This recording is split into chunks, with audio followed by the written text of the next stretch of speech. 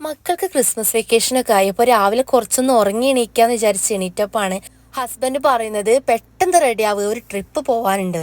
പിന്നെ ഒരു പ്ലാനിങ്ങും ഇല്ലാത്തതുകൊണ്ട് ഒരു ത്രില്ലും ഉണ്ടായിരുന്നില്ല കേട്ടോ. കാരണം പെട്ടെന്ന് കണ്ടതൊക്കെ വാരി വലിച്ച് പെട്ടിയിലാക്കി അങ്ങനെ അങ്ങോട്ട് ഇറങ്ങുമായിരുന്നു. ഞങ്ങൾ ഏറ്റവും കൂടുതൽ ട്രിപ്പ് പോയിട്ടുള്ളത് വയനാട്ടിലേക്കാണ് കേട്ടോ.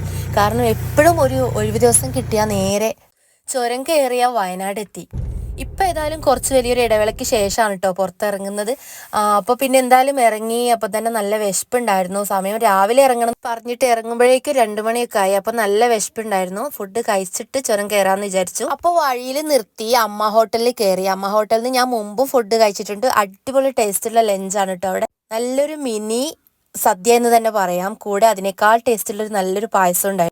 പിന്നെ മനസ്സും വയറും നിറച്ച് യാത്ര തുടർന്നു. പിന്നെ ചുരം കയറുമ്പോൾ തന്നെ നമ്മൾ ആദ്യം കാണേണ്ട ഒരു കൂട്ടരുണ്ട്, നമ്മുടെ പൂർവികരെന്ന് പറയപ്പെടുന്ന. അവരെ കണ്ട് കുറച്ച് കുശലങ്ങളൊക്കെ അന്വേഷിച്ച് ഞങ്ങൾ അങ്ങനെ ചുരം കയറാൻ തുടങ്ങി. ചുരം കയറിക്കഴിഞ്ഞ് നമ്മൾ നേരെ ഏതായാലും റിസോർട്ടിലാണ് കേട്ടോ എത്തിയത്.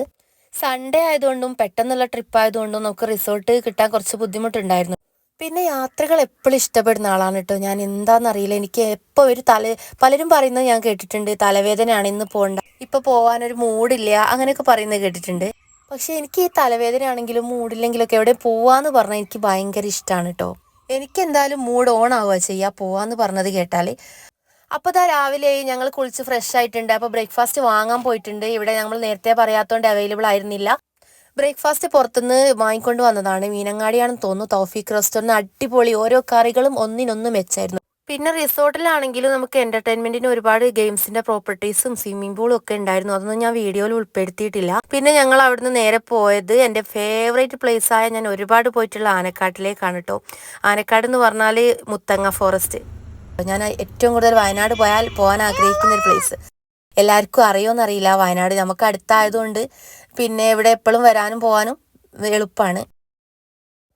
വയനാട് യാത്ര ഞാൻ വല്ലാണ്ട് ആസ്വദിക്കുന്ന ഒരാൾ കേട്ടോ. കാരണം എനിക്ക് പ്രകൃതിനോട് ഭയങ്കര ഇഷ്ടമാണ്. പ്രകൃതിൻ്റെ ഭംഗി ഒരുപാട് ഇഷ്ടമുള്ള ഒരാളാണ് ഞാൻ. അത് എത്ര കണ്ടാലും എനിക്ക് മതിയാവില്ല. എത്ര പ്രാവശ്യം വയനാട് പോയാലും ഞാൻ കണ്ടതൊക്കെ കണ്ട് വീണ്ടും ആസ്വദിക്കും.